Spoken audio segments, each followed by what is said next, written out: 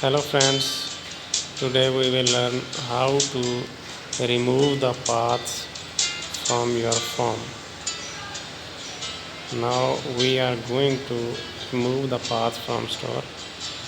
Tap on this arrow. After that, tap on the paths. Now you can remove the path from here. Tap path or pound from your store. So we are removing the path.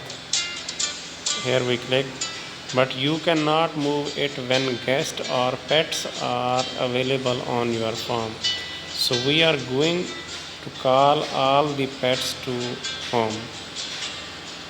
Go to here in that one. We are calling the all pets to home.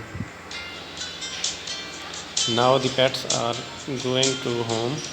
There are no pets and no guests on the paths, so we can remove these paths easily.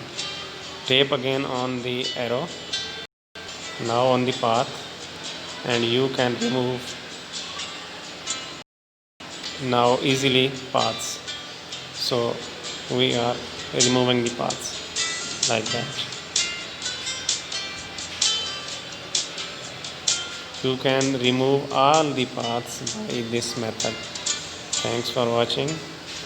Happy farming. Goodbye.